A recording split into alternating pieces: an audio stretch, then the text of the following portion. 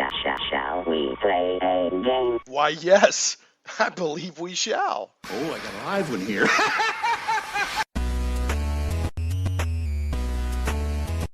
Getting geeky in Little Rock, it's Shane Plays Geek Talk, a journey into the things we love. I'm your host, Shane Stacks. Thanks so much for tuning in.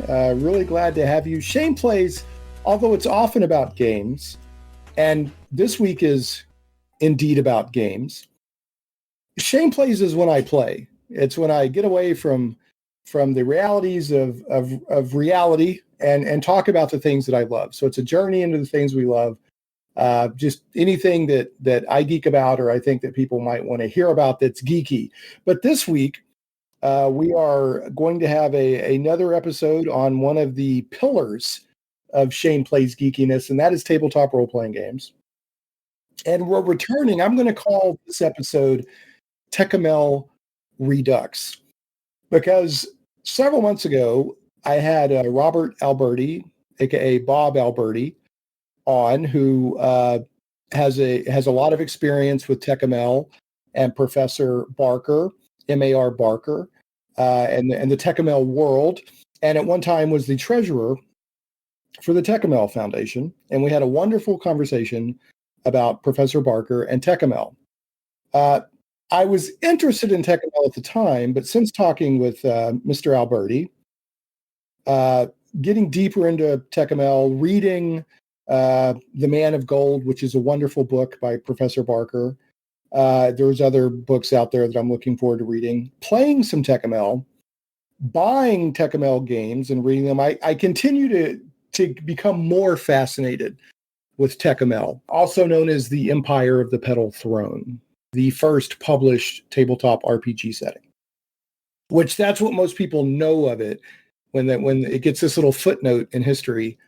Oh, it's the first published tabletop RPG setting, but it's so much more than that. It's exotic, it's fun, it has world building on the level of Tolkien. And at the most recent North Texas RPG Con, I had the extreme pleasure of not only talking with Victor Raymond, who was part of Professor Barker's gaming groups, but is a deep Tékumel fan and is the president of the Tékumel Foundation. Hello, Victor. Hey there. Hey, there he is. So I had the pleasure of talking with you. You regaled me with tales of role-playing of yore. Great, wonderful storyteller. I had the pleasure of playing in one of your Tékumel games, where we dungeon crawled, or crypt crawled, and it ended up terribly awful, and that was great, and we loved it. So it had all the ferocity and exoticity, is that a word? Exoticness of Tékumel. Mm-hmm. So welcome to the show, Victor. Thanks for making the time. Okay, so I thought that I had lucked into a wonderful circumstance by talking to Bob Alberti, and I did. Oh, you did. Absolutely. I love Bob Alberti, but lightning has, against all odds, struck twice with the fact that I was able to connect with you. Because I mean it when I say I want more people to know about Tékumel and the world and setting, and the Empire of the Petal Throne and Professor M.A.R. Barker, who, they need to make a movie about this guy. He's a real fascinating personality. So let's do this. Why don't you catch us up on what you're currently doing? And after that, I want you to regale us with tales of Tékumel and talk to us a little bit about what you do with the Tékumel Foundation. But first off, what is Victor Raymond up to these days?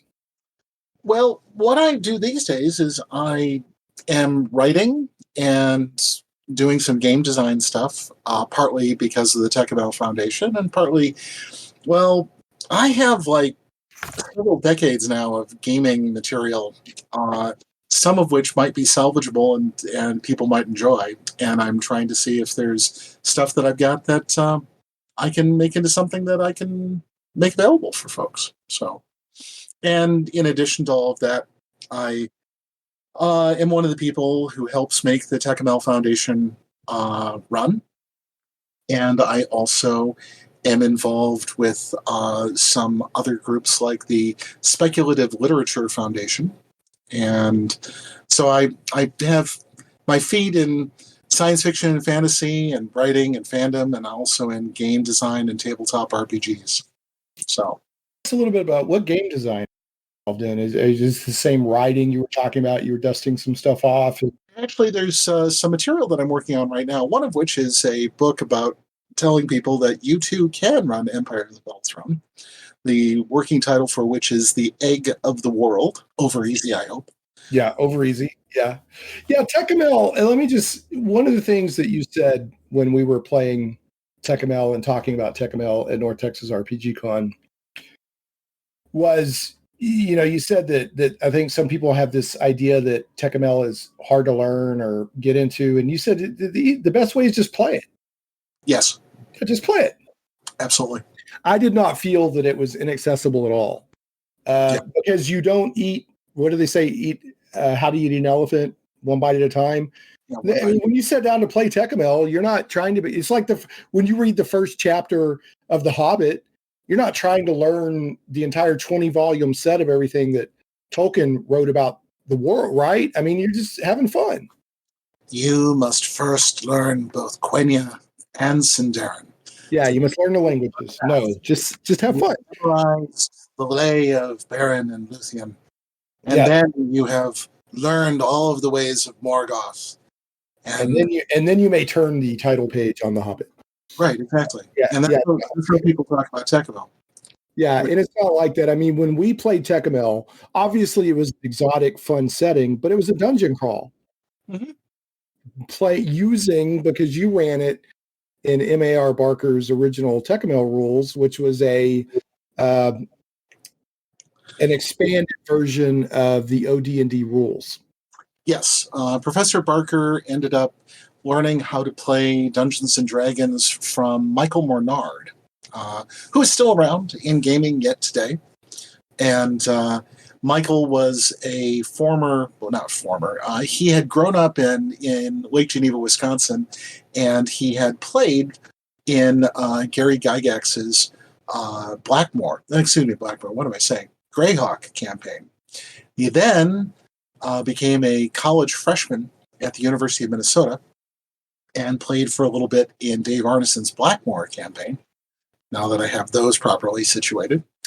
And he was, as a student, he went to meetings of the game club that existed on the University of Minnesota campus at Kaufman Memorial Union.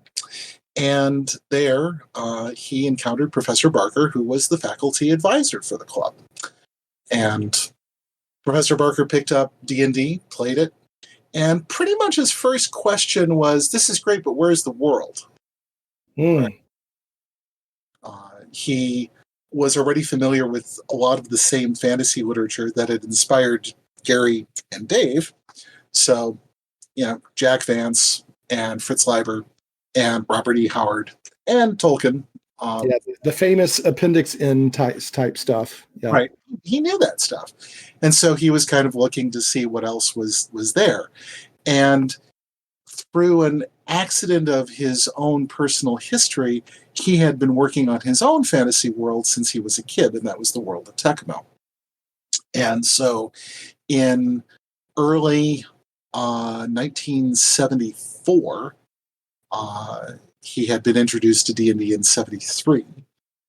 In early 74, he picked up a copy of original Dungeons and Dragons. And then he was introduced to D&D before it was formally published. That's right. Yes. Okay. Yeah. Michael had brought with him a set of the last a bit playtest rules, some of which I think is now preserved as the Menard fragments. The Menard fragments from John Peterson has a blog post about the Menard fragments. Right. Yep. John does great work. Yeah, we love John. Really, really good work. And so when D&D became available, Professor Barker picked up a copy, and then he proceeded to sit down and write up his own thoughts. And using original D&D as an inspiration, he proceeded to put together what is now referred to as the Mimeo EPT, which we have available as a PDF from the Tékumel Foundation. But the Mimeo EPT contrary to some things you'll see on the internet, was never made available for sale. It was never a public product. It was a set of playtest rules that Professor Barker made available privately to his players, and he knew a lot of gamers. That's probably where people got the idea that somehow it was publicly published. That's not true. There were a lot of people that had exposure to it, but it was never actually formally published. Yeah, that's a thing there. But he put that together, and he was a linguist, and so his own approach to things involved being complete. You want to have every bit of what you need to know in order to make everything work. So Empire of the Petal Throne, from the very start, is this wonderful mix of the original D&D rules with some playtesting modifications. And then along with that, built with a world all around it and through it. And the world of Tékumel was something that came to the attention of Gary Gygax through a number of different people. Michael Menard had mentioned it. Bill Hoyt had mentioned it. And this then led to, eventually, about a year and a half later, the publication of Empire of the Petal Throne as a boxed game. It was sort of the premier, sort of top-shelf role-playing game of the time, which I think was both really good because they put a lot of quality into it, but it also was unfortunately something that made it a little less accessible because $25 or $30 in 1975 was not a small amount of money. It was a premium product. It was probably, it sounds like the first premium product for the tabletop RPG industry. Yeah, I would have to say so. Yeah. And so, but people remember it up until about 2 years ago. The only thing I knew about it was that it was whispered about in hushed tones as the first setting published. Mm-hmm. So it's still remembered that way. But it's so much more than that, and you even mentioned it was modified OD&D. When we were playing at your session, you were running, I think, the original Tékumel rules that Professor Barker used, and I think you had a couple of house rules you were using. I would not have guessed that it was modified OD&D. It felt much richer than that. It felt like it was doing a lot that I wouldn't expect OD&D to have done, especially when it came to the magic system. Well, and that's probably one of the places where there's the greatest variance from original D&D is the magic system, which is still in Empire of the Petal Throne somewhat, I have to say, D&D-ified. But it was based on the concepts of magic that came out of the world itself, that magic is a mental discipline where you use your mind to reach out to interplanar space, and that interplanar space provides you with the energy, and you then focus it in order to create the effect.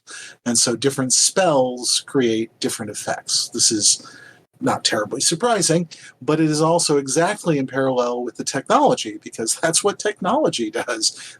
Or I should say, the quote-unquote magic items, some of them, in Empire of the Petal Throne are the detritus of the ancient past. These are items that allow people to create the same effect. All they have to do is press a button, right? These are called eyes. And so in some ways, in Tékumel, magic is the result of technology. Right. Yeah. It's the, there is real magic, but there's also that, it's basically a cliche these days that any technology sufficiently advanced is indistinguishable from magic. What is that? The Clark principle or the Clark law or whatever? Clark's third law. Yeah. And in Tékumel, that almost stands it on its head. Any sufficiently advanced magic is indistinguishable from technology. Because Tékumel, as a science fantasy setting, I should probably back up. You got some of this from talking to Bob, but the brief form for people out there is that Tékumel is a science fantasy setting. It is a post-apocalypse world.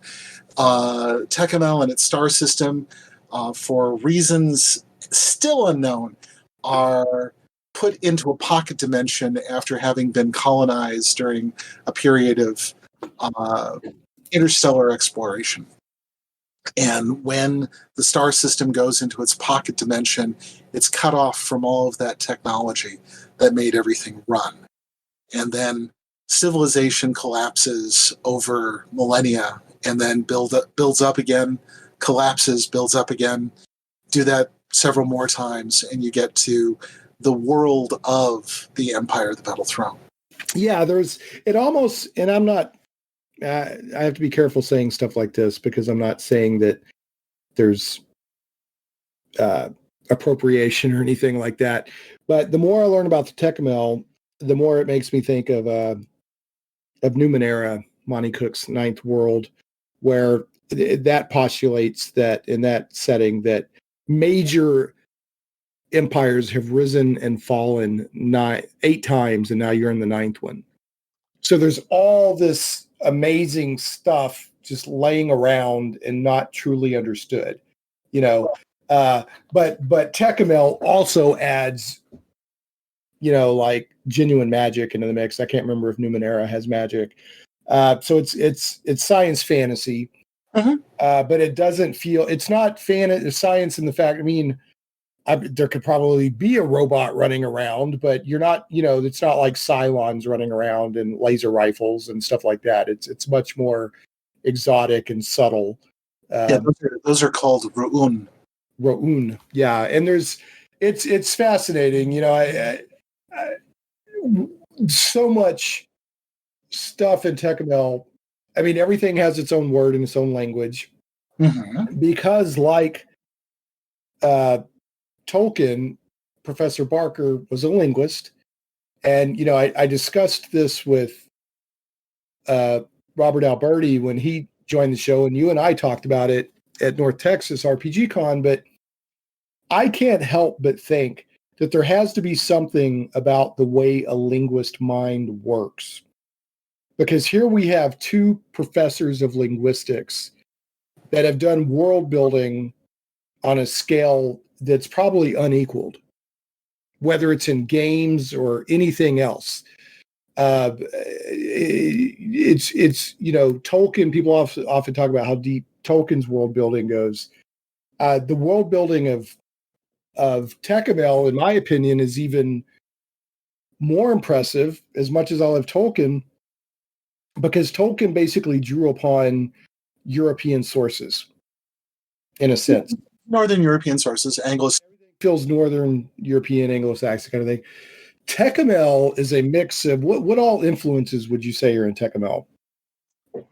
Professor Barker was inspired by Mesoamerican civilizations, the Maya. He was, in fact, part of, and in fact, an officer of the Maya Society of Minnesota for many years. So the Mayans were an influence, Aztecs, Olmecs, others, Incas, as well as Arab and Indian mythologies and other Asian mythologies and cultures.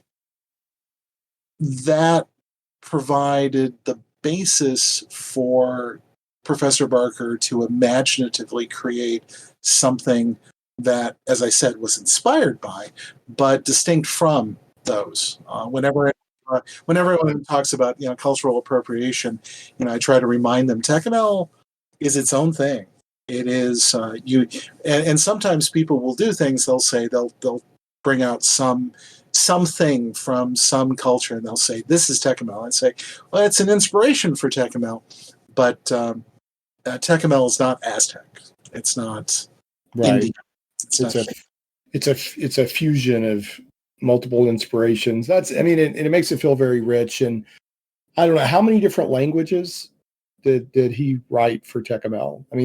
There's literally books where you can learn languages, correct? Yes. The Suliani language is a 2-book set that you could use to learn and understand Suliani. There's also a Suliani primer. And Professor Barker did work on several other languages, though not to the same depth. Both ones that would be modern contemporaries of Solyani, like Muglavyani and Livyani, Salavyani and Jan Koryani. These are all part of what he termed the Kaishan language group, which to linguists is a very familiar concept. But he also did work on other languages that are, I will say, very esoteric. The Sinus grammar, which is an integral part of understanding interplanar relationships in magic. Yeah, that's another one that he did a lot of work on. So, how do you speak any of these languages? I have what Professor Barker termed a schoolboy's fist for Solyani. That is to say, I can write it out fairly well if I know what I'm doing. I understand some Solyani words and terms and phrases. Professor Barker did encourage us to develop a traveler's familiarity with Solyani. But I can't say that I'm fluent in any way. So do you know anybody that has put the time in to learn one fluently? Probably he's no longer with us, but Curtis Scott, the author of the Solyani Primer, was probably the person who came the closest to speaking Solyani fluently. That's probably something we ought to do is have summer camps. Send your kid away to learn something. Yeah, learn Solyani. Yeah, learn a new language and play OD&D inspired tabletop role playing games. You can do that these days. People aren't nearly as upset, though I suspect that if we brought out the Book of Ebon Bindings, that parents might just get a little concerned. Just a little bit. Yeah, I bought from is it Black Blade Publishing? Uh-huh. They were at North Texas. I bought, the hardcover reprints of of 2 or 3 original Tékumel books, and I'm very glad to have them. So I love looking through those. Which brings me to one of my questions. How many different versions? I know that there was the original Empire of the Petal Throne that Professor Barker published, but he called it a something and something game, like a Swords and Glory. Yeah, Swords and Glory was actually the name of the game, correct? Okay, so the question I think you're asking is how many different versions or how many different games have been published for Tékumel? That's the overall question, but I guess I'm also asking the sub-question, did Professor Barker refer to his game as Swords and Glory or as Empire of the Petal Throne? No, in fact, actually, he referred to his game as Tékumel. Okay. And a place in Tékumel is the Empire of the Petal Throne. Right. Tékumel, because of how it was originally produced, set a really high bar for what came afterwards. And what happened from about 1980 going forward was an odyssey of small game companies trying their level best to match that top shelf presentation in Empire of the Petal Throne. And increasingly having difficulty doing it because there was additional lore that was produced. There were developments that Professor Barker made. There were things that came along. Probably the most successful of the sets of rules that came after it was Gardacial, Deeds of Glory, which came about in the late 80s and early 90s from Theater of the Mind Enterprises tome, which was associated also with A Clash of Arms. As I understand it, I think Tome still has some box set material available. If you order from them, you have to kind of dig or call them up, but they might still have some of that. But the thing about it is that Professor Barker had this world, and this world got presented in a bunch of different ways and a bunch of different rules. And the successor set to Empire of the Petal Throne was Swords and Glory. Okay. That successor set, all right, I'm not going to pull any punches. Swords and Glory is a classic early 1980s, we must have a game mechanic for everything set of rules. Okay. It is contemporaneous with things like Chivalry and Sorcery 2nd edition, Probably one of, I think we're getting into the Avalon Hill presentation of RuneQuest.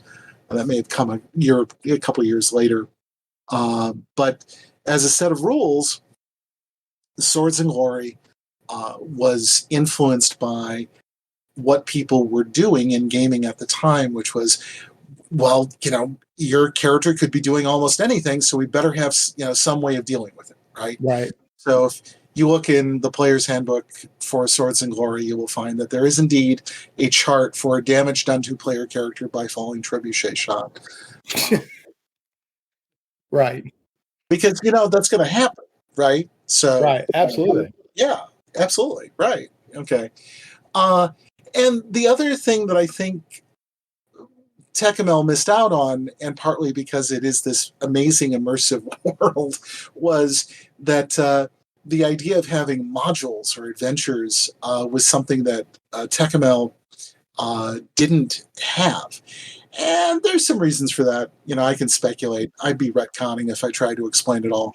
But the lack of adventures and the successive sets of rules and lore, I think just simply began to make Tékumel into that myth and legend that it's been up until not that long ago.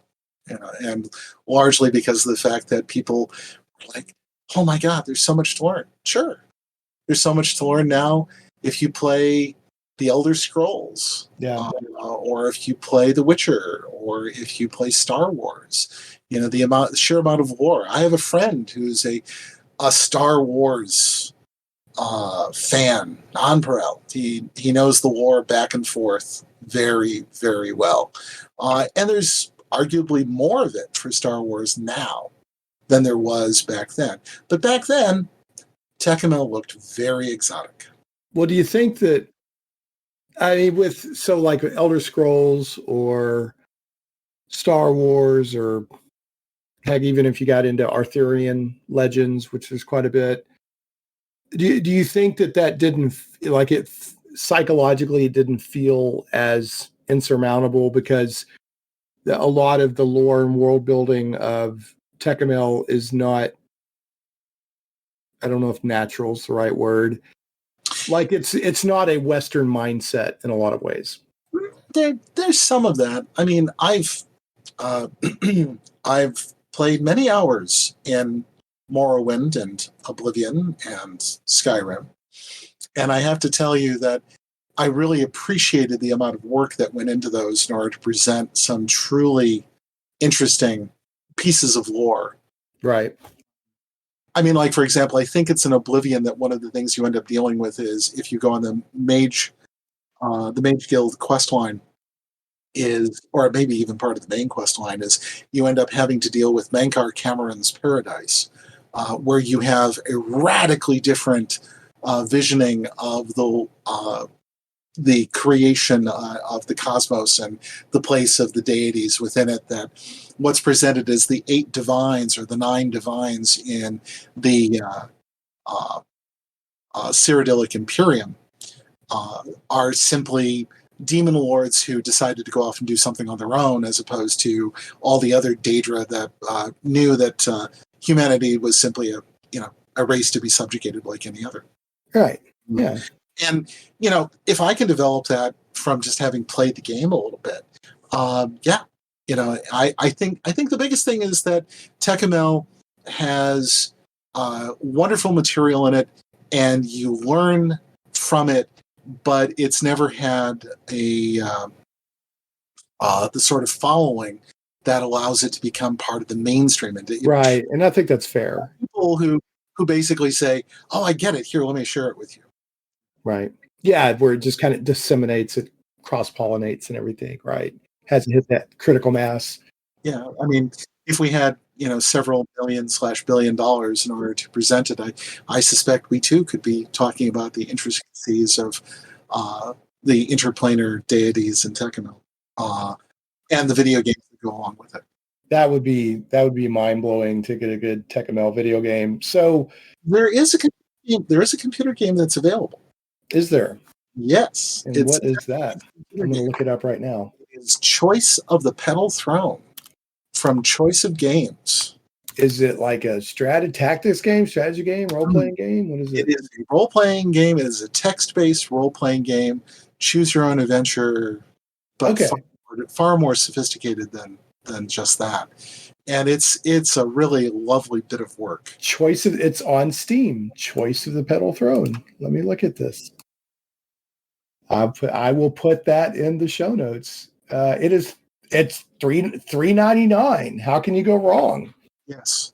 The author, Daniel Godot, did a really, really good job on putting all the different pieces of lore together in a very believable and very, I think, engaging way. So I hope people will check it out and play it. It's described as a 124,000 word interactive fantasy novel. Yep. So, very nice. Yeah, I'm in. Yeah. Thanks for letting me know about that. So, and to be fair, the lore, as long as we're talking about the amount of lore and trying to keep up with the lore, the lore of the Elder Scrolls has gotten so large over the 2 decades. I think that it's been out, is that one of the original people involved with D&D, Lawrence Schick, was actually, I think up until fairly recently, the official lore master for Elder Scrolls, if I recall. Yeah. So, Lawrence Schick, who, by the way, did some absolutely fascinating articles that appeared in The Dragon. He's had adventures published. He has a very long pedigree in tabletop role-playing. In fact, actually, I'm going to point to, let me see here. One of the things that he worked on was in Dragon Magazine, and I think it's in issue number 26. It is an article about different pantheons that you could use in your own D&D game. And it's not 26, it's another one. I'm going to see if I can find it. Oh, it's in, I'm sorry, I was close. It's Dragon number 24. Volume 3, number 10, Choir Practice at the First Church of Lawful Evil, open parentheses, Orthodox, close parentheses, the ramifications of alignment. And there's a whole discussion in here about the different tenets of law and neutrality and chaos, as well as also the deities and what they look like. And Lawrence Schick put a lot of work into presenting pantheons, a range of gods here that make sense within the concept of alignment within D&D. And immediately following that is an article by G. Arthur Rahman called Naming People, Places, and Things in Petal Throne.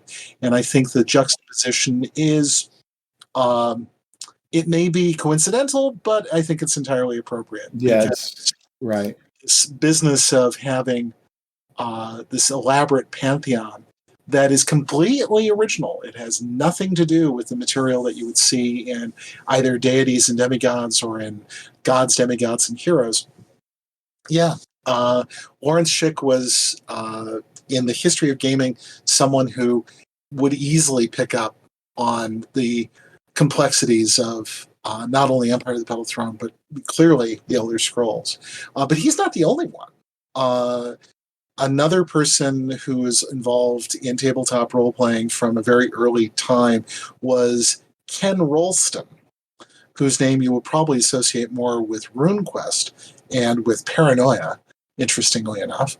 And Ken Rolston served as, I think, one of the lead designers on Morrowind. Shane, have you ever played Morrowind? I have stuck my toe into it. And played with it some, and I've played some Elder Scrolls games, but I did not go deep into Morrowind, although I know that there are people that basically would live their life there if they could. Stop looking at me like that. But no, this is relevant stuff. I mean, because Ken, long ago, was clearly an admirer of Empire of the Petal Throne. And some of that world building shows up in Morrowind. A lot of what happened with Morrowind happened largely because Bethesda was being, the upper echelons of Bethesda were being distracted by the other games they were trying to launch, and Morrowind was just sort of operating in the background.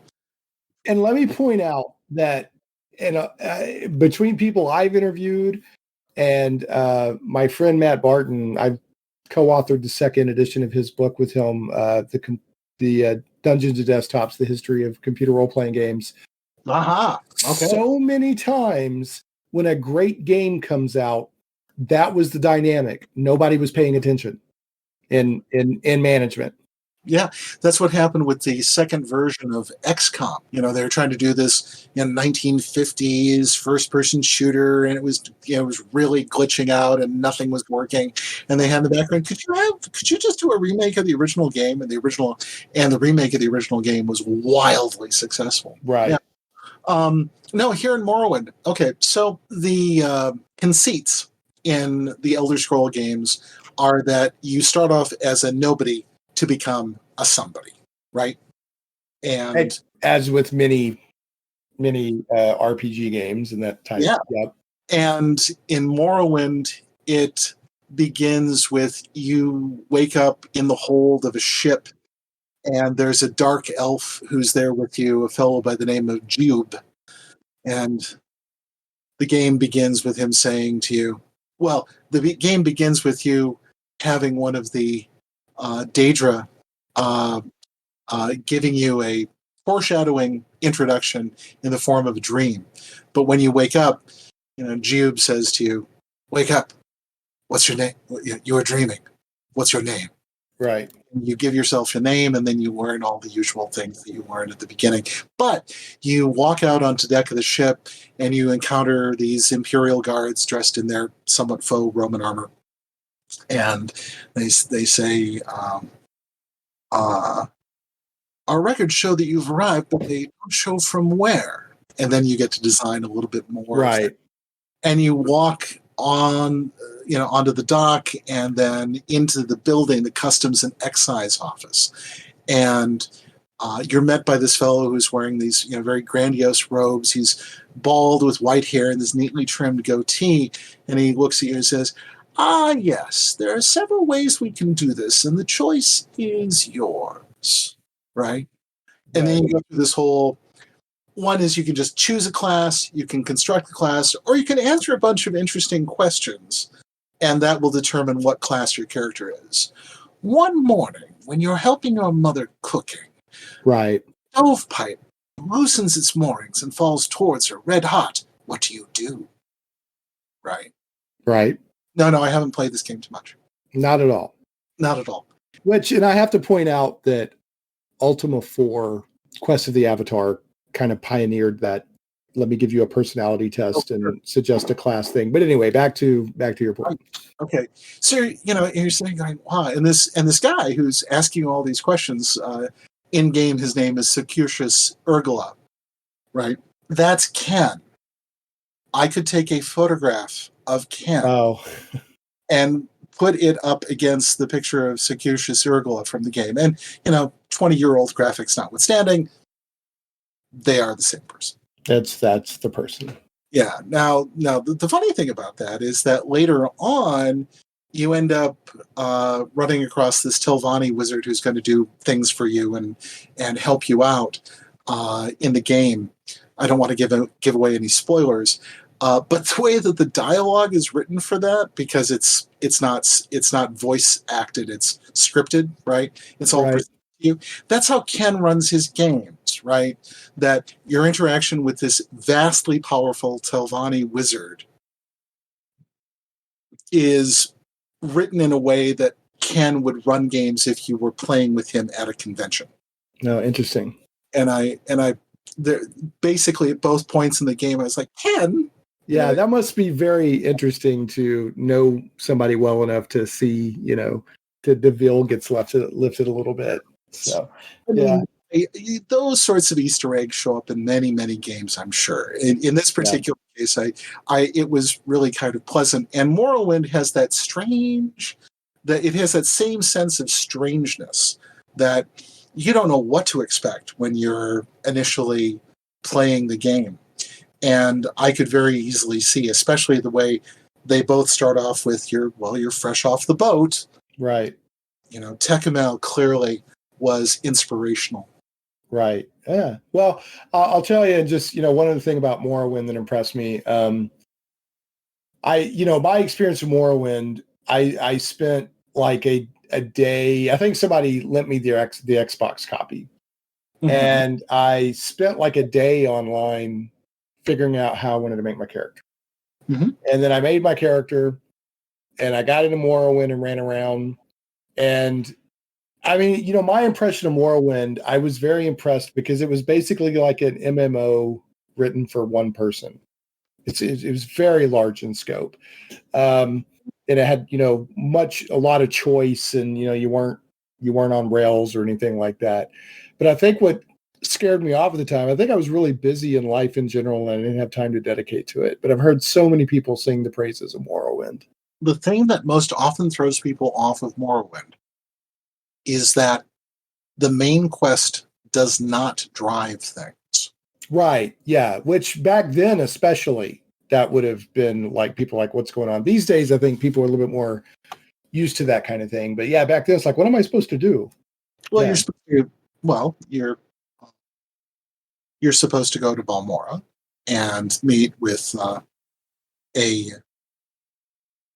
fellow there, and he'll give you further orders. Well, there you go. All right. So I want to. We can get back to Tékumel. Yeah, we'll have to because just to keep things somewhat on track. But yeah, Morrowind. I mean, I hear nothing but good stuff from Morrowind. Elder Scrolls is a franchise that puts out games people love and connect with on a very deep level, and a lot of it is because of that lore and rich game building. But that is kind of a nice segue. What you mentioned earlier about alignments and deities and this and that and the other. I think that if people dig this aspect of Tékumel, I think that this is a game or a setting that they're probably going to want to know more about, whether it's reading the books or playing the game or just reading about. There's a deep rabbit hole of Tékumel out there, and it's however far you want to go, and every layer of the rabbit hole that you go in is interesting. So you don't have to dig to get to the good stuff. But I said all that to say there is no real good and evil in Tékumel. There is stability and chaos. Is that right? Stability and change. Stability and change. My bad. Let me lay this out for you. In some relatively simple ways. To a modern American, words like, really anyone, 21st century person, you talk about things like good and evil. We have a lot of connotations that we associate with those two words.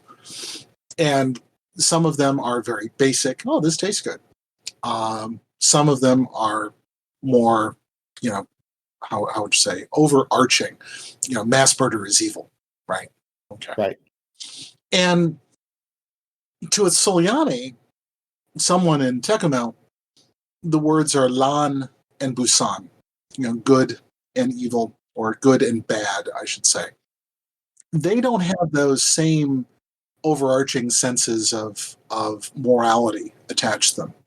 To say something tastes good, sure, absolutely, fine. To say mass murder is evil would involve, if you were to say that in Soleani, would involve having to couch what you're saying in terms of you'd have to use other moral principles to get there. And most of it being that to its Soleani, the concepts are not good and evil that guide your behavior and your place in society. It's whether an act is noble or ignoble. Okay? Now I'm getting deep in the lore, right? I mean, let me stop you there, but we'll go deeper with it. That's a very... that approach is, if you can get that, then that not only will kind of be an indicator of whether Tékumel might be a setting that you like, but it'll also help your role playing dramatically. Absolutely. Right. Yeah. Because it's about, I think maybe you use this word, or maybe Bob Alberti used it, or I know I was talking about it's right thinking. And that's not right thinking like Big Brother has programmed you how to think. It's right thinking as is your thoughts or what you're saying about this situation, is it appropriate to what you believe and what you not even in a moral relativism sense, but from the deity you follow, and you come from a background of stability or change, from the clan you're from. There's all these things that factor in to whether what you're doing is noble, because two people could walk up right next to each other. One person could kill somebody in front of them, and the person right next to him could kill somebody in front of them. And for one of them, it could be a noble act, and for the other one, it could be an ignoble act. Absolutely. Right. Yes. So anyway, continue. Oh yeah, no, and that concept of nobility and ignobility, it means that, and this is probably the other thing that that threw early D&D players, was that you're expected to fulfill your role in society, right? Right. It's not the rugged individualist. Yeah. In D&D, I don't want to go too deeply academically here, but in D&D, the idea of murder hobos exists largely because there isn't any society to guide people's actions. Okay. Right. They're adventurers in a pseudo medieval world with magic. Right. And that's about the extent of it. Yeah. And hardly anybody is going around and saying, you know what, that wasn't really good of you to do. That wasn't appropriate for you to do. But they were goblins. We had to kill them. No one ever really talks about whether or not killing goblins is the right thing to do. Well, they're talking about it more these days. There's a lot of wrestling with but I'll tell you, and here is my blanket statement on alignment and D&D and all that. And then, we can get back into Tékumel. I have no problem whatsoever in a fantasy setting, right? Yeah. That has cosmological forces of good and evil, with goblins being evil or orcs being evil or whatever. I have no problem with that. Orcs, okay, these goblins are evil. They should be exterminated on sight. However, if somebody wants to play their D&D game where they're not by default evil, that's fine too. But I also have no problem whatsoever with an evil race, just like I have no problem with an inherently good race in a fantasy setting. In one of the things that makes Tékumel, I think, interesting and avoids some of that question is that in Tékumel, races are alien species. Right. And there's some really interesting ones. I mean, They're exotic. They're not just humanoids with a different tone of skin and scales. I mean, they're exotic. They're not just taller with pointed ears. Yeah. And to the extent that there is enduring hostility and enmity between some of those species and other species, including humanity, that's much more a result of the history and the what made Tékumel what it is today, right? Right.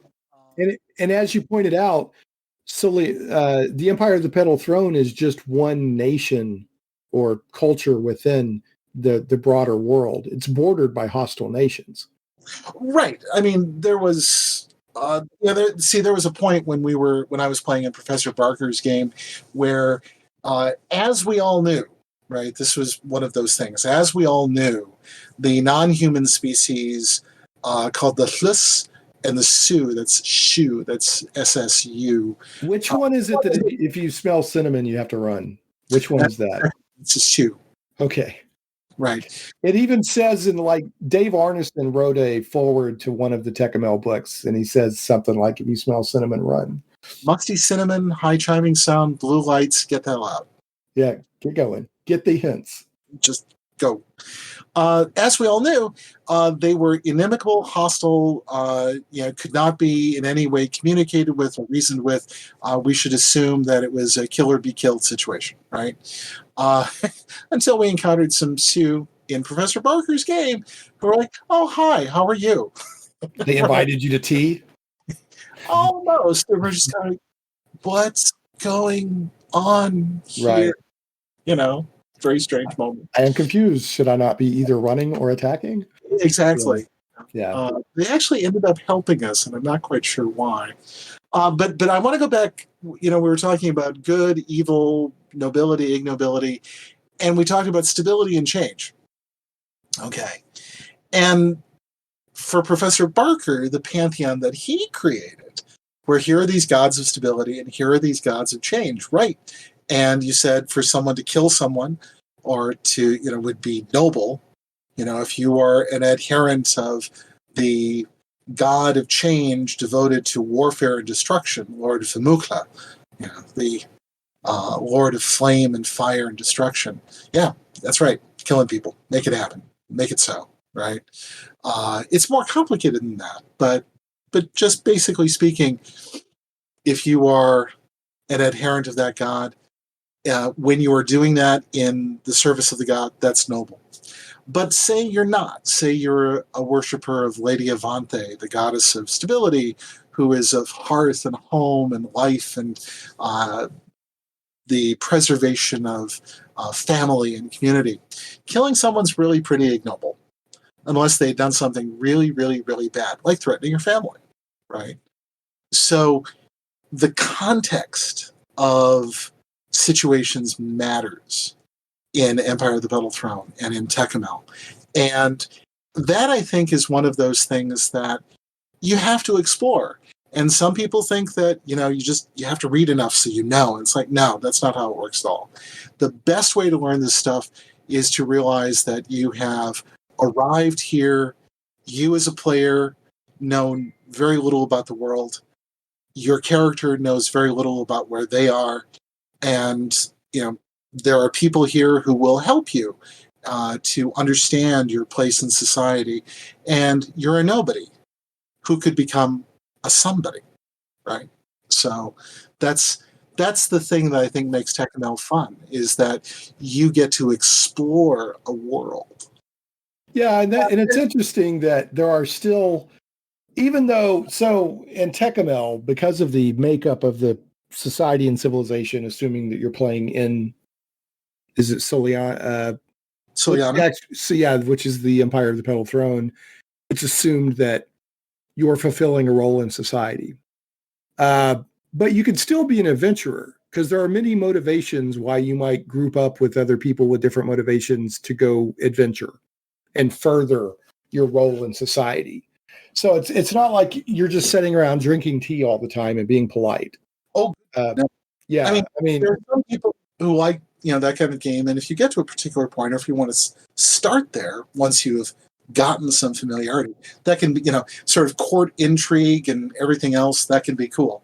But you can do almost anything in Tékumel. Tékumel is a complete world. You want to do pirate adventures? Yes, we can do pirate adventures. Do you want to go deep into underworlds and find secrets that man should not know, a la Call of Cthulhu? Yes, we can do that too. You want to do, you're defending a fort in the desert against the savage inhabitants and their foreign, the foreigners who are your enemies, a la Beau Geste. Sure, you can do all that, right? All of these opportunities are available, mostly because it's a world, man. It's a total world. Yeah, it's a rich world that will throw you for loops just when you think you've got it figured out what's going on. The world, the history of the world, the makeup of the world will throw you for a loop. For example, and I'm giving away a little bit here, but you could adventure, you think you're in a somewhat, not primitive, but more of a fantasy type setting, and suddenly you come across like a subway kind of thing that goes all over the whole world. Just for example, so that when we say that it's science fantasy, there's some really cool stuff going on, up to and including what I don't know. Anyway, you're in a pocket dimension and it's fun, and people don't. There are different layers of knowledge. I mean, the only reference to what we're talking about in the published rules shows up in the description of the Sioux as a species. It's the monster description, right? Okay, and it says here that the present Sioux capital is Suyal, but they yearn to retake their ancient stronghold of Suganar, now in Pichano. Sioux parties range through human nations seeking magical devices and weaponry. Their ability to pass human borders and garrisons is proverbial, and it is said that the Sioux have access to some ancient tunnel transportation system now lost to humankind. Okay, so this is a good segue to the Tékumel fiction. Sure. Which I think somebody can go and listen to this podcast and never actually play Tékumel, but go read some of the fiction and benefit from and just enjoy it. Mm-hmm. So, of course, the two that are probably known the best are the Man of Gold, yes, and another one called Flame Song. Now, does not the cover of Flame Song, doesn't it show one of these sort of subway spheres? Yes, the two-boy cars. Yes, it does. Okay. Yeah, I thought so. So, and that also leads into something exciting that the Tékumel Foundation is doing with Flame Song. So why don't you tell us a little bit about, this is a good time to talk about what the foundation does and your role with it.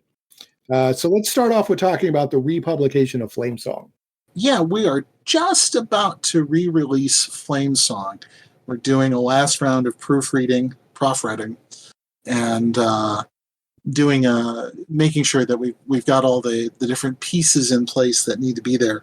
But I expect that literally within the next week or two, we will be releasing Flame Song for people to read. Flame Song is the second novel that was written by Professor Barker. We released The Man of Gold about 5 years ago now, and we're going to release the next novel of the 5 that Professor Barker had written and published. The Lords of Samra will be released, we hope, within the next year. So yeah, see, I think I read The Man of Gold and I enjoyed it thoroughly. Uh-huh. And I think that the Man of Gold, at least, and I'm assuming Flame Song and the others, which I'm looking forward to reading. The only reason that I haven't gotten like on eBay or Amazon and ordered an out-of-print copy of Flame Song is because I know what he's doing and I want to support what you're doing that you publish. Mm-hmm. These books deserve to be in the, like when people talk about all these classic pulp fiction and fantasy fiction, these books deserve to be in there. They're really good. I mean, at least The Man of Gold was. I would say it read like it had the fun and adventure of pulp fiction written by somebody with the intelligence of Tolkien. Yeah, I think that's a fair assessment. The Man of Gold as a story involves several parts of an underlying set of stories that Professor Barker was exploring through playing Tékumel. And that's probably a thing that I want to emphasize here. I mean, I said earlier, we talked earlier about you should just go play Tékumel in order to understand it. That's what Professor Barker would do. People would ask about, well, so what's going on with this? Name some esoteric part of the lore. And Professor Barker would probably say to them, well, I don't know. I haven't been there yet. Right? And people yeah, that's nice. What are you talking about? It's like, so the helmet was real. It was like a real world. Yeah. I know. What Professor Barker did was that he had a mechanism that he used, which was either through writing his stories or through gaming. And he had chanced onto some earlier proto-role-playing, we think, when he was in graduate school, basically shared storytelling with his friends in graduate school, that allowed him to view Tékumel as a place that he could go to and visit. And keep in mind that this is very firmly in the tradition of things like Edgar Rice Burroughs and E.R. Edison and other authors who had written books about, someone from Earth going to another world. Mm-hmm. E.R. Edison in The Worm Ouroboros it starts with a character he's literally a framing device. Is about the best way to put it. A man on Earth who goes to sleep and dreams of another world, and he goes to that other world in his dreams, and then what comes forth from there is the entire story about Demonland and Witchland, and the fall and rise of King Gorais, and the 4 lords that opposed him from Witchland. So, and here I am operating on memory, and I should be careful if I say anything else. You obviously love that style of fiction. So Flame Song is coming, and then you have 3 more books that the Foundation's hoping to get out.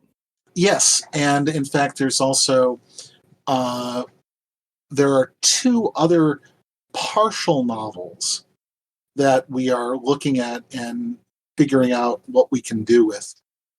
One is the unfinished novel that Professor Barker was working on when he died, not quite 10 years ago, and actually just about 10 years ago. And then the other one was a Tékumel novel that he was working on when he was studying in India in the 1950s. So they're very different books. One from the sort of the beginning of his conceptions of Tékumel, and one from the very end. So. Right. So yeah, to stress that again, something you said very early in the discussion, Tékumel, the world building and the fiction and all that was being worked on long before Dungeons and Dragons ever came along. Yeah, it actually started in the 1930s. Which is one of the reasons why it's just so darn rich. It's not like they're not like, oh, we need a D&D setting and let's put something together. I mean, he pulled from existing, it's like the fiction of Tolkien is the tip of the iceberg. So the game of Tékumel is the tip of the iceberg. It feels that way too. You feel that weight, that depth of there's, it's like a real world, and I'm just seeing a little part of it right now. Which and you told me a cool story while we were at North Texas. Did you not say that he retired one of your player characters from the game and put them into the fiction? Yes. Okay. What was that character again?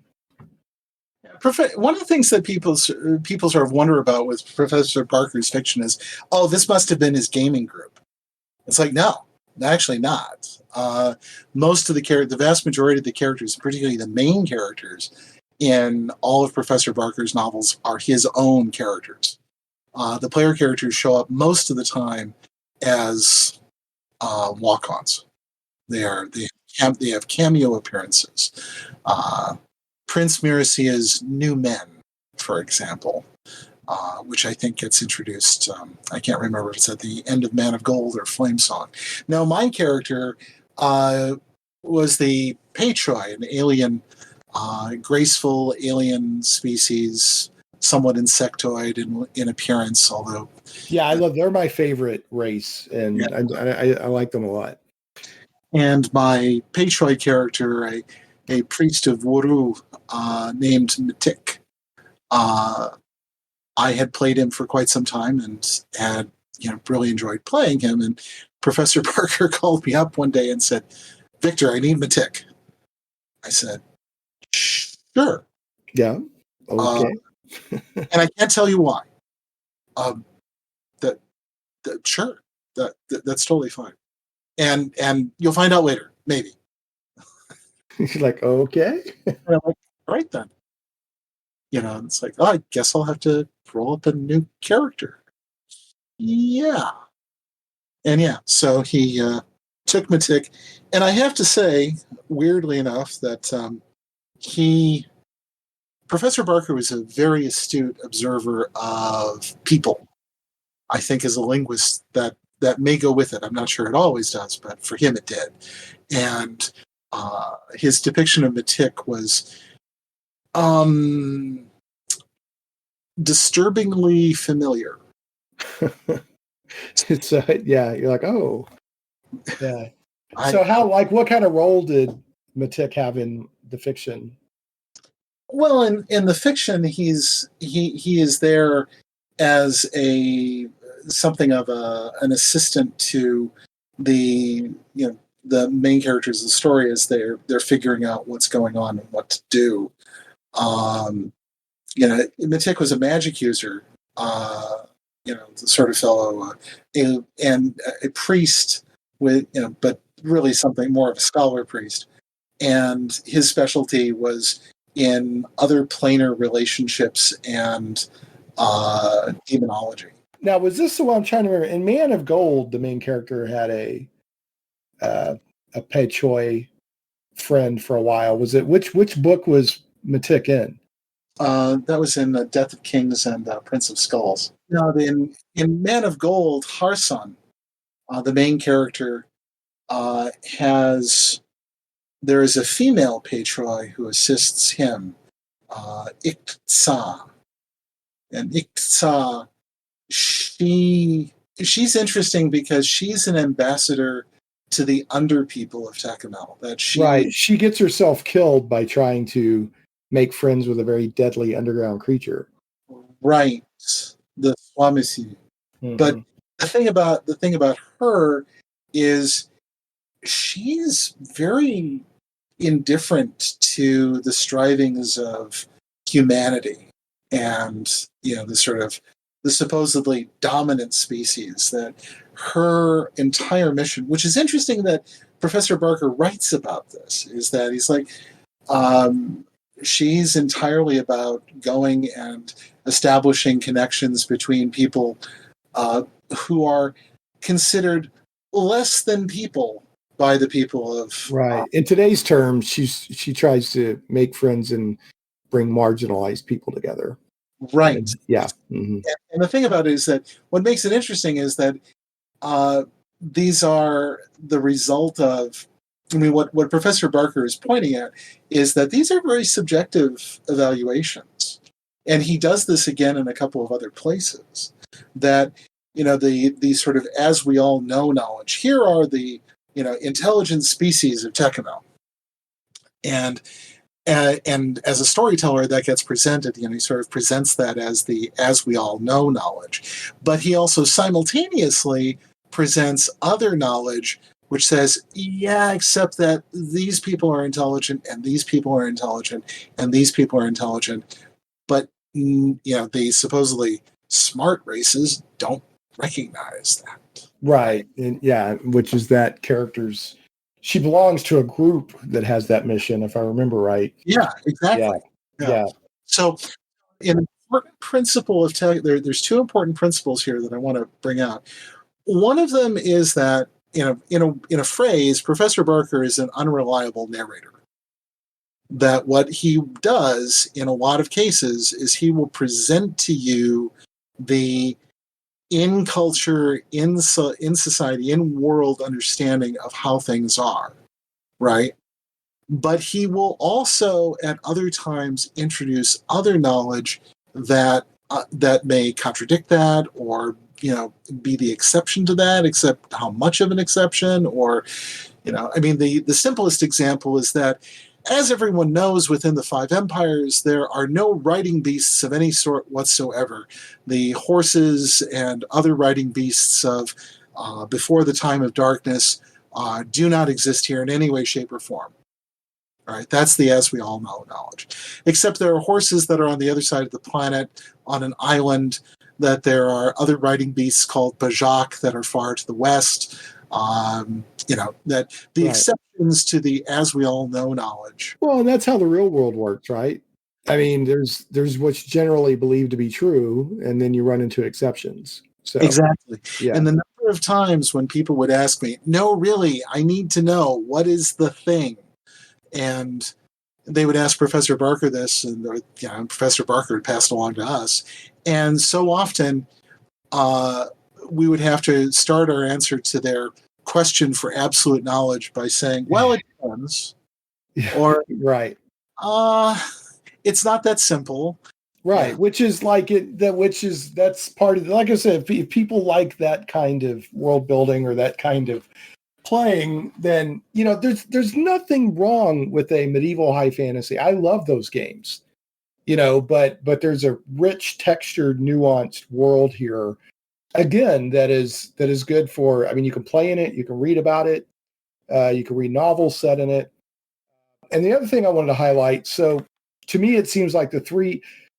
Man, there's more than this. I mean, you can go on Drive Through RPG or the Tékumel site, and you can find entire primers on how to learn the languages. I mean, there's all that stuff too. But to me, it seems like the three main pillars of Tékumel, from a pop culture perspective, if you want to say it that way. I don't know if that's totally accurate. Is the tabletop RPGs,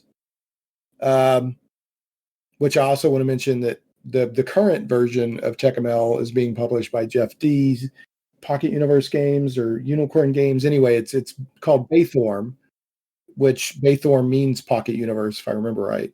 That's correct. Yes. So you can play the original, you can play one of the other ones that's been published, or you can support Jeff D and play in Baythorn. I have the original stuff that I bought at North Texas, and I have Baythorn. John Till is working on an adaptation of Tékumel for Fate. For the Fate play, there you go. And I think I could see, especially the role-playing aspects of Tékumel, of which the possibilities are incredibly rich for the role-playing aspects of Tékumel. I could see it fitting Fate very well. And then you've got the fiction, the books, and then you have the miniatures wargaming. Right. Mm-hmm. Which is, I saw some wonderful miniatures at the convention. So tell us a little bit about that. How active is the wargaming? And if I remember right, Professor Barker was fairly active in the wargaming aspect too, was he not? Oh yeah, he was Society of Ancients. He had a subscription. He read Slingshot. He built. I think he had several different miniature armies. We have there's an army of Egyptians that he had. He also had let's see here, some fantasy medievals. But in addition to all of that, he had his own collection of miniatures. The original miniatures line was produced by Bill Murray for the Old Guard, which was back, the company that produced them under contract from TSR, the original TSR. And then they were subsequently bought and produced by Ral Partha. Before Ral Partha went out of business and is now back in business, right? But Ral Partha isn't producing them now. Howard Fielding, more recently, has produced a series of 28 millimeter figures for Tékumel and has developed a rather fanatical following of miniatures players, which I think is tremendous. It is very cool to see. Howard's miniatures are extremely well detailed. You can get them if you look up the the Tékumel Project miniatures. The Tékumel Project, you'll find them that way. And they're primarily armed at the military side of Tékumel, which, given that D&D emerged out of miniatures wargaming, is not really much of a surprise. Wargaming and tabletop role-playing, especially in the 70s, were very closely associated. The miniatures that I saw were beautiful. And the entire setup was beautiful. And then, I've seen other pictures on the Tékumel Facebook group, which I encourage people to check out, where I see people posting their miniatures. And in fact, I tend to see more discussion, equal or more, about the miniatures than I do the role playing. Well, I think it's because of the tremendous visual quality. Right. Yeah. People love to see the miniatures because it is, in a way, Tékumel brought to life in a right. three-dimensional way. Right. That's what makes it work. And the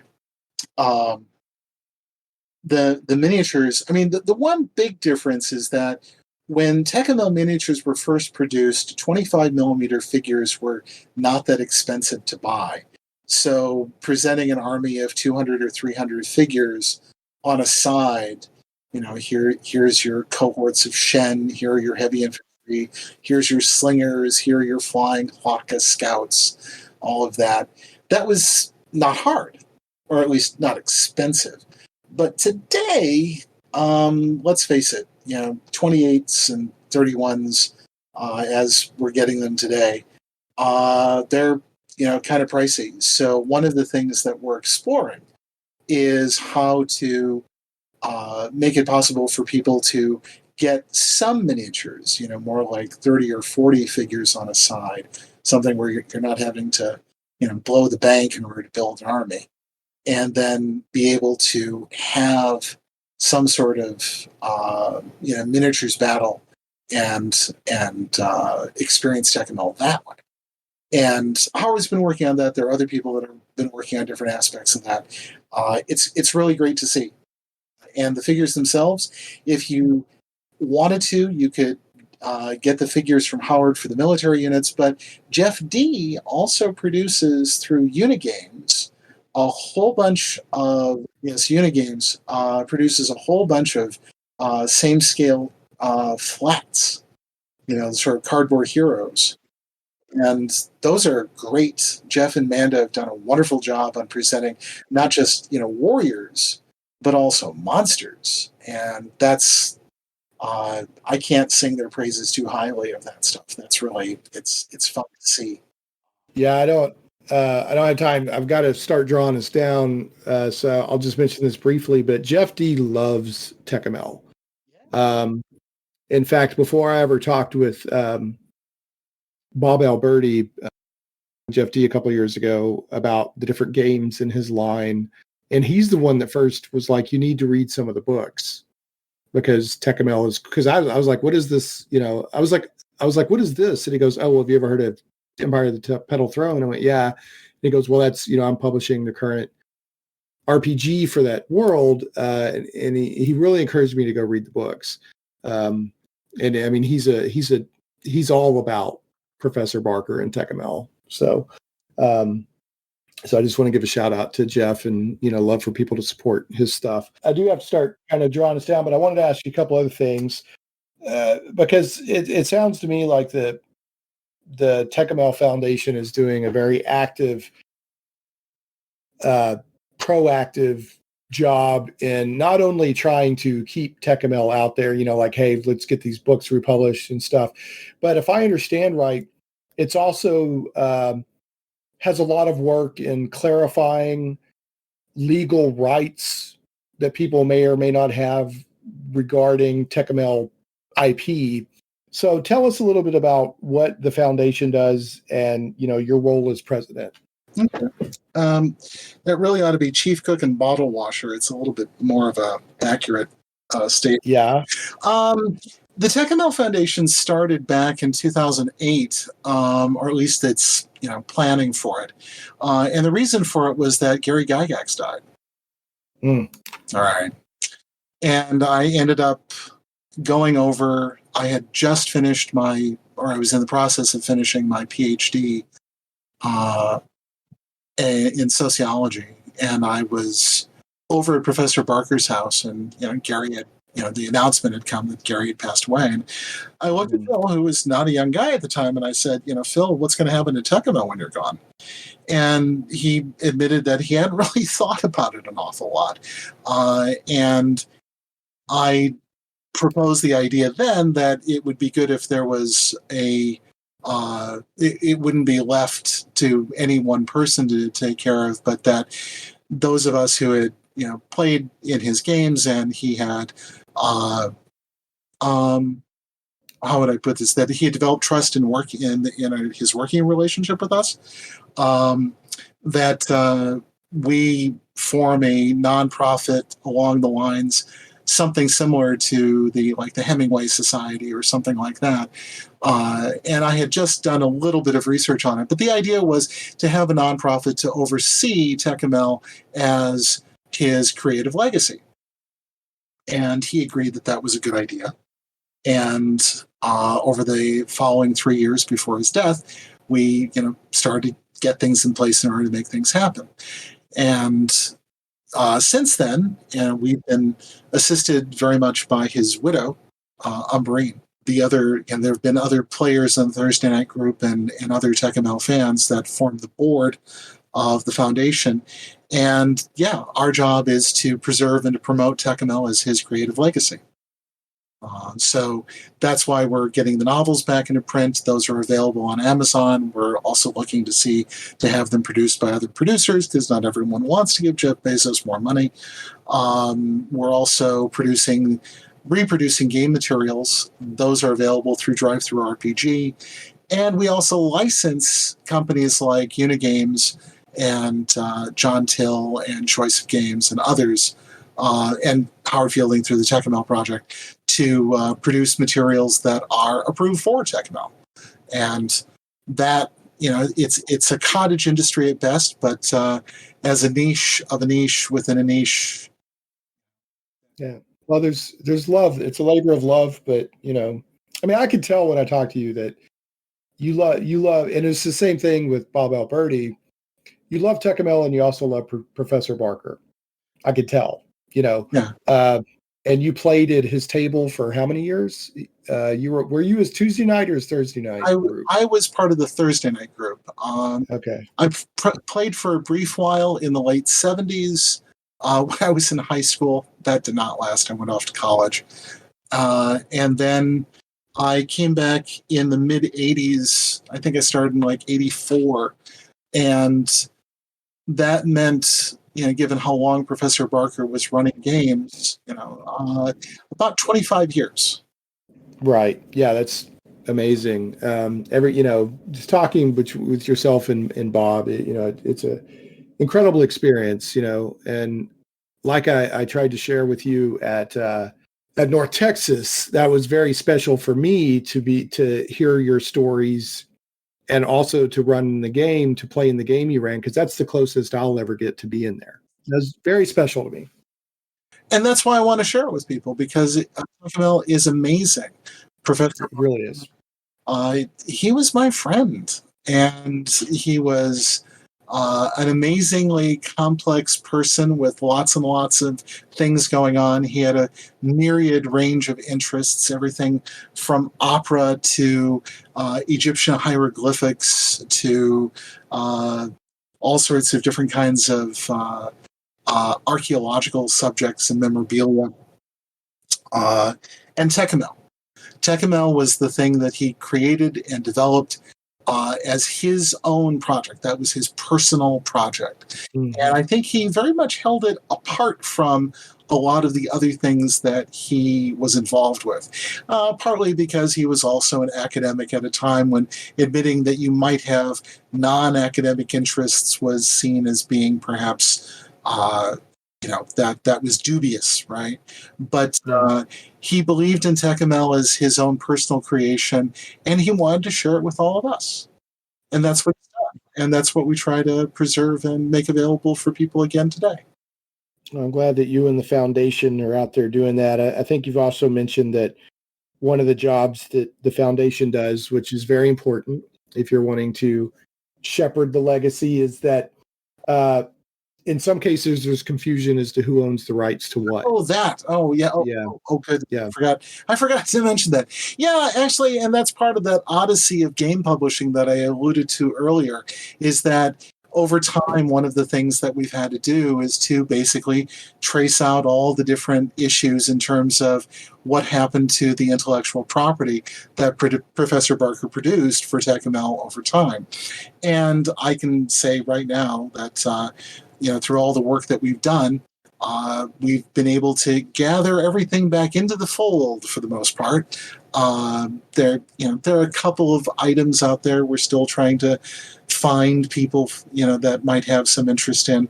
But what we now know is that Professor Barker and now the foundation has the legal control of the intellectual property. Right. And that's important, not from a despot standpoint, but if you're going to shepherd a legacy and make sure that, the stuff that's produced is quality and, because you're not trying to get rich out of this. It's not that kind of thing.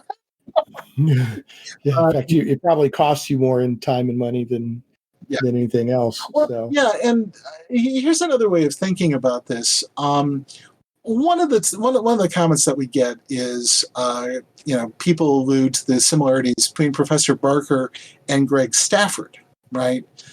Greg Stafford is the creative force behind Glorantha. And the advantage that Glorantha had was that Greg, had that produced through Chaosium, and then they had to work out the agreement with Avalon Hill, and it had a very clear legal pedigree because of the few number of companies that were involved and the clarity of the legal ownership of IP. One of the things that's happened with Tékumel is that there's easily a half a dozen or more companies that have produced things for Empire of the Petal Throne, and we basically had to chase all those contracts down. And are they properly terminated? Was everyone adequately notified? How is that all taken care of? And that's a lot more work than just being able to say, "Oh, you're the company that's always produced it." Yeah, the legal rights can get just really crazy, but so it's a lot of work. It's probably a lot of thankless work. But I'm glad you're doing it. So to keep what's out there, I don't know if pure is the right word, but high quality, and somebody's caring to keep the torch alive. So my last question, and I have vastly appreciated your time. Speaking of getting it out to everybody, where is Tékumel Play happening? I know there's some happening in Austin. What cons, what convention, what places, what online groups can people connect with if they want to play some Tékumel, whether it's the RPG or the miniatures? Well, you need to go for the back and tell them that Phil sent you. No, that's exactly what we don't want.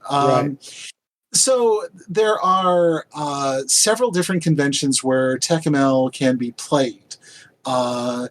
Let's see here. The next one that will have a Tékumel track is Gamehole Con in Madison, Wisconsin, which conveniently is where I live, which makes that much easier. Makes it a very easy one for you, yes. Yeah, so we're going to have Gamehole Con, where there will be a Tékumel track this year.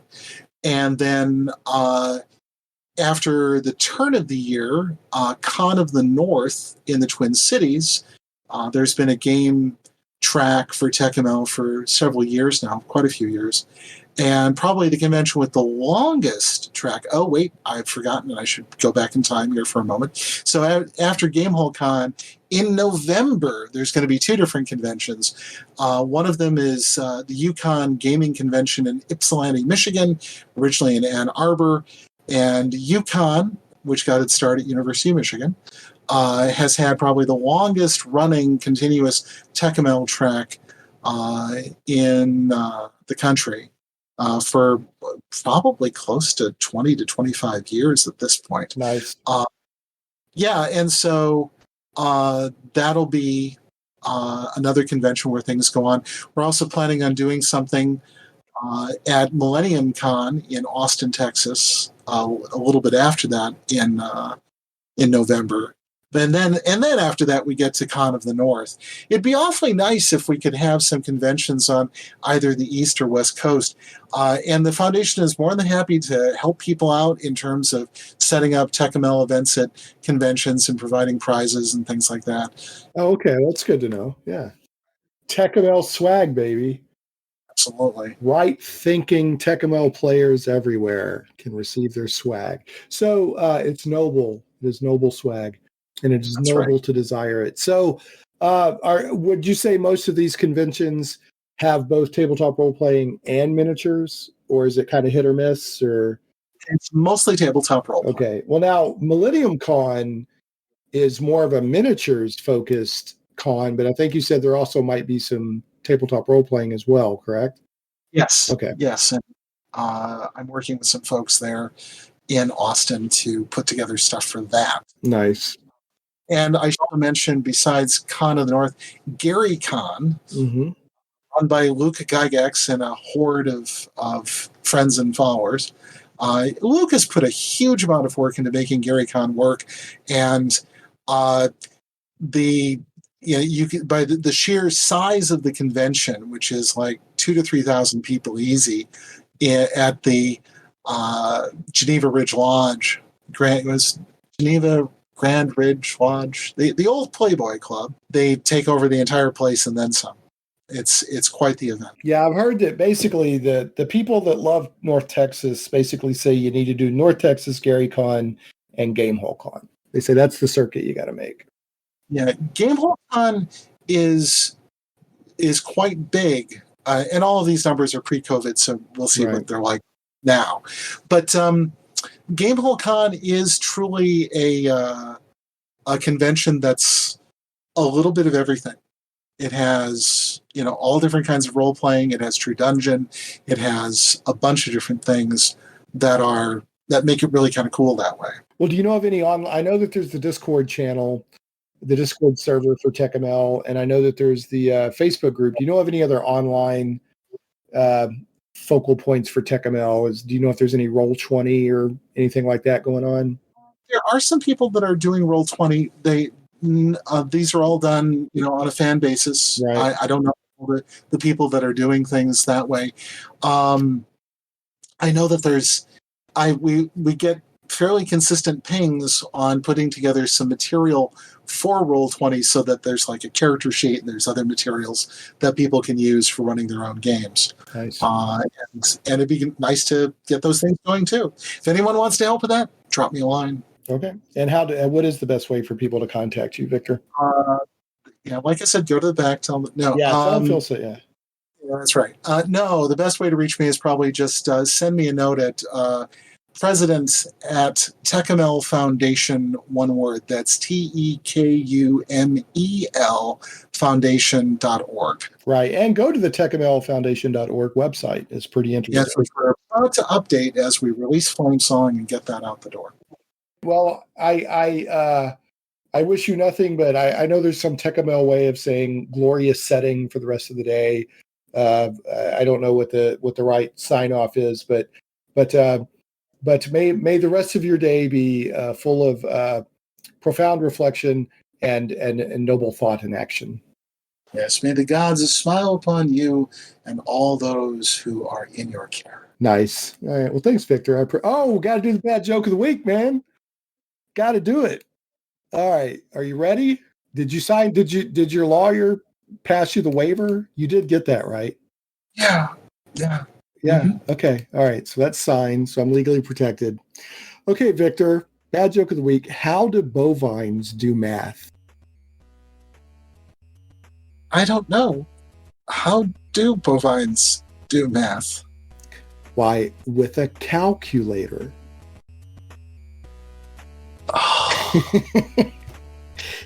I would milk that, but I know we've got to go, so I'm not going to milk that any further. Utterly terrible. Yes, it was, sir. Yes. In fact, you probably think I'm a cud, which is a cad that makes cow jokes. So, yeah. You're just going to have that emblazoned on your jersey. Oh, okay. That was good. That was very good. So, all right. I will not play pun patty cake with you, sir. Patty cake? Oh. Okay. I got to run, man, but this has been a real treat. I can just say right now, under the circumstances, I can tell you, you'd never steer me wrong. Oh, it's so bad. So bad. And that's no goal.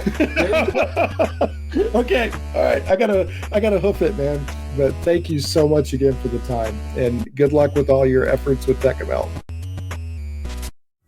Thanks so much for listening to Shane Plays Geek Talk. I certainly hope you enjoyed this journey into the things we love. For your convenience, show notes with helpful links for each episode can always be found at shaneplays.com. You can catch the podcast in several places, including on the blog at shaneplays.com, iTunes, Google Play Music, Stitcher, Podbean, Amazon Music, Verbal, YouTube, and more. Shane Plays is also carried on SciFi.radio. SciFi.radio is sci-fi for your Wi-Fi. SciFi.radio.com. If you like what you hear and would like to support Shane Plays Geek Talk, you can do so for as little as $1 per episode on Patreon at patreon.com/ShanePlays. Thanks again for listening, and we'll see you next time. Stay geeky, my friends.